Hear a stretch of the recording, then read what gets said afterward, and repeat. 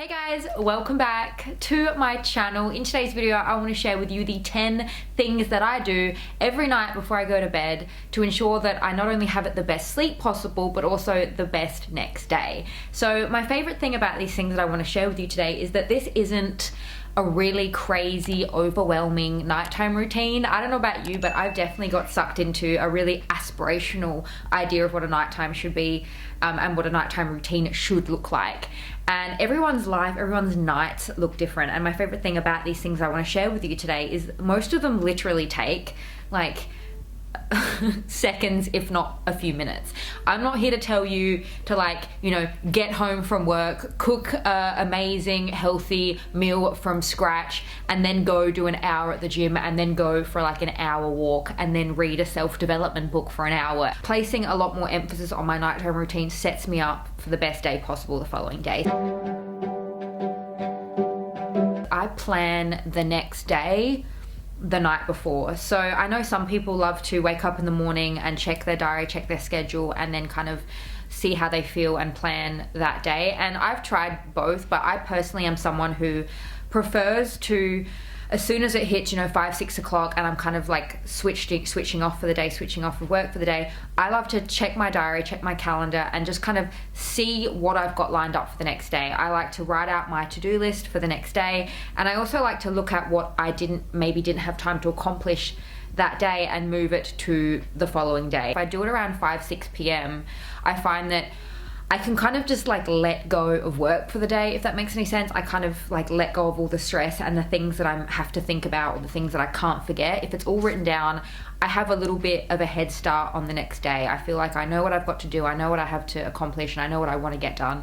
And of course I wake up and I reevaluate. Maybe if I don't feel well, or maybe if I had a really bad sleep, I relook at my to-do list. I look at what really needs to be done that day, what really needs to take priority. But for me, doing that to-do list the afternoon/evening before really just kind of settles me a little bit to know that this is what I've got lined up for tomorrow, and moving anything over from the day that I maybe didn't have time to do, moving it over to the next day.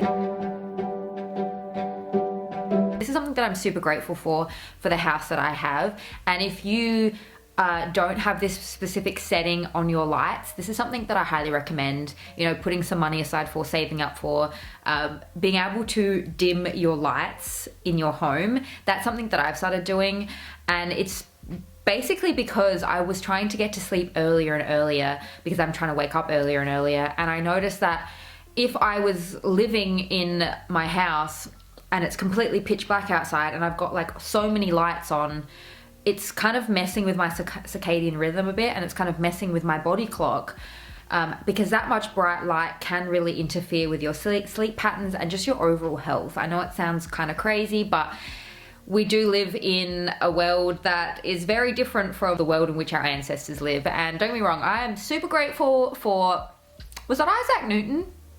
Hold on a minute. So from Sue.edu, the light bulb was invented by Thomas Edison in 18... Thomas Edison! I was way off. Way off. Okay, Thomas Edison. Don't get me wrong, I'm so grateful for Thomas Edison and the invention of the light bulb. But in a world that we live in today where, it's 8, 9, 10 o'clock at night and we're living in our bright rooms, when we look outside and it's pitch black, that's not really good for our body clock. It's not really good for our health. So when it actually becomes dark outside, I go around and I actually try to consciously minimize the amount of light that I'm exposed to. I try not to have super bright lights. Obviously I can still see, like I'm not walking around with a candlestick like I'm in, the 1800s. I would if I could, actually. I did think about that. I'm not that committed to it though. I think it helps to signal to my brain and my body that, look, it's almost bedtime. It's almost, it's wind down time. I think the less intense light exposure that we have at night, the better it is for our health. Following on from that, I'm going to talk about my phone.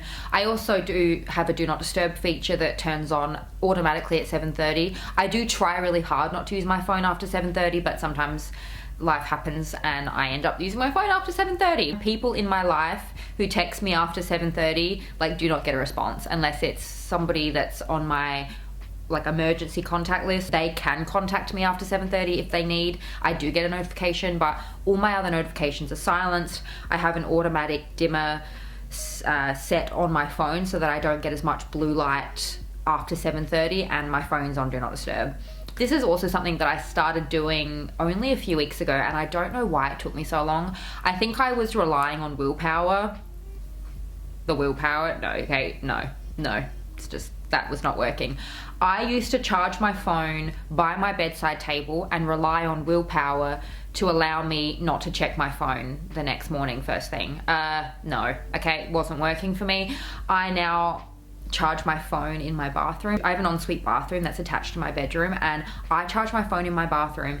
And can I just say, it has been truly like game changing, not only for my nighttime routine, but also for my morning routine. If I wake up in the middle of the night, I'm less inclined to want to check my phone because it's not anywhere near me. I don't even look to check my phone. And I used to be someone who would wake up first thing in the morning and grab my phone, check my messages, my notifications, my emails. And then I'd find myself laying in bed sometimes for an extra half an hour sometimes, depending on what day of the week it was. And it was so not the greatest way to start the day. So actually having my phone charging in my bathroom means that I wake up without checking my phone, and I wake up, sometimes it's a good hour, sometimes it's 45 minutes, sometimes it's half an hour, but having that time in the morning without technology has been so beneficial for me. If you don't have an ensuite bathroom, or if you don't want to sleep with your phone that far away from you, maybe just plugging it on the other side of the room might be so much more beneficial for your overall routine, because it's actually meant that I start the day feeling so much more productive, because I'm not just like, you know, checking my phone or seeing something automatically first thing as soon as I wake up that just makes me feel kind of crap. One is in regards to skincare, and of course everybody has a different skincare routine. Everyone has a different amount of steps they do and amount of time that they spend on their skin. But something that I do is basically, I mean, most of the time I'm only wearing makeup Monday to Friday, unless if I absolutely have to, I will, but I try to let my skin breathe as much as possible. But if I do wear makeup, I literally take it off as soon as I can, at the earliest convenience that I can. I'm not someone who sits in my makeup. As soon as I step through that door, I take my makeup off. I think the earlier that you can take your makeup off, the better. If you are getting home from work or getting home from your day and you know that you're not gonna leave the house again, it's washing off the day, it's washing off the pollutants and, you know, the dirt and the oil, giving your skin a chance to breathe, and it's setting yourself up for just overall healthier skin and better, glowier skin, I think, in the morning. You know, giving your skin a chance to breathe as much as you can. This one is something that I've done more so recently, because here in Australia we've gotten to winter now, and like, let me know in the comments down below. Some of you might think it's a bit TMI, but you know, whatever. I hate getting up in the middle of the night to pee, okay? It's a vibe killer and it is a sleep killer. I hate it so much. So something I've recently done, I have this specific magnesium drink that I also consume before bed. It helps with muscles and sleep overall. Like 7:38. I'm not trying to drink like a lot of fluids. In the comments down below if you feel the same way. Like, I know some people who just, you know, can get up and pee and just go back to sleep right away. A lot of the time that's not how it works for me. I hate having to get up to pee. It is such a vibe killer. So I try to reduce my liquid intake and really get a lot of my liquid intake throughout the day and, you know, in that early evening. And then as soon as it hits like 7:38, I'm just sipping. I kind of poke fun at myself a little bit sometimes and say that I eat like a little bit like an old lady. Again, love my old ladies, okay? But I love to eat early, okay? The earlier that I can eat, the better. I am very rarely eating dinner past 7:30, okay? I ideally love like a 6 p.m., 6:30 dinner. Even if I'm going out with friends, I love like an earlier dinner.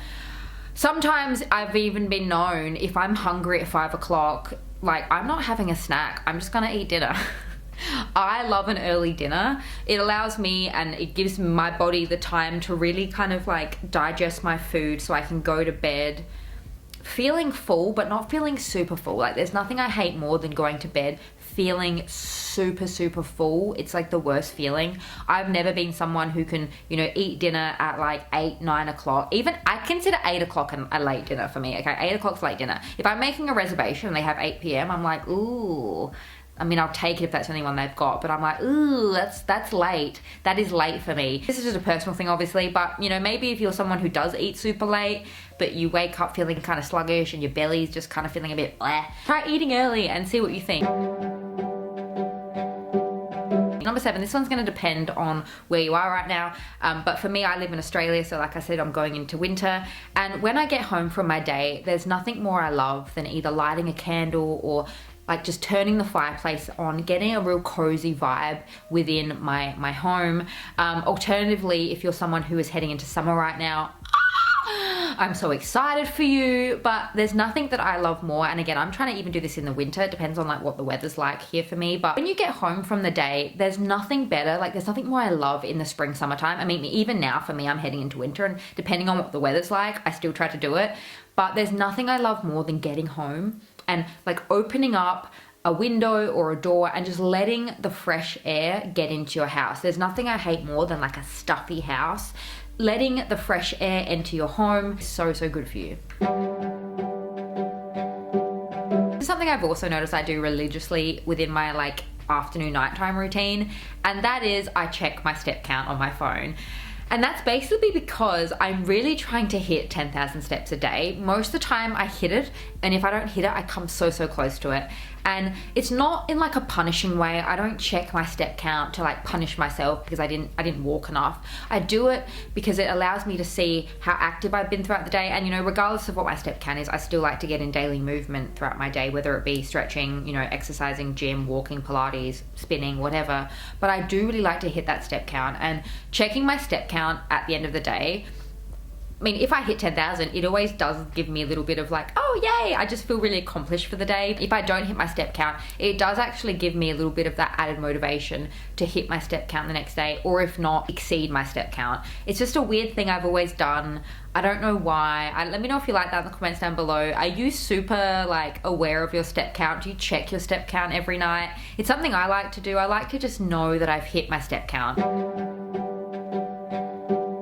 I have a little gratitude journal by the side of my bed, and I fill it out every night. It literally takes me like a minute or so. I either write 3 things that I'm grateful for, or I write 3 things that I loved, or 3 great things that happened on that particular day. Sometimes I'll do both, sometimes I'll just do one, but I like to do it because I think it's a really great just general reflection. You know, when you finish a notebook, I find it very satisfying.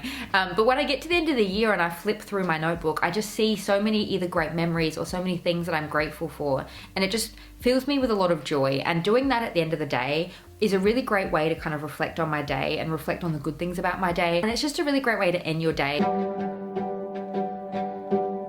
And following on from that, number 10, this is something that I probably should have mentioned as number 9, but whatever. I love to spray my pillow with a pillow spray. I don't even know if it does anything. I don't even know if that kind of scent of lavender really does anything, but I think it's more the routine and the motion of spraying my pillow at night gives me this really like calming and also like nurturing feeling within me. Not only because I'm nurturing myself, I'm nurturing my space. It just makes me feel really calm and nurturing and just full of love. I know that sounds odd, but I literally spray my pillow every single night. I've noticed that when I do, and when I have the time to do these 10 things, I just have the best sleep, and most of the time I have the best next day. I'd really love to hear what you think of this list today, and if there's anything that you're going to incorporate into your nighttime routine, or if there's anything that you want to add to today's list, if there's anything that you do as like a non-negotiable every night that just sets you up for the best sleep and the best following day. I would love to hear what those are for you.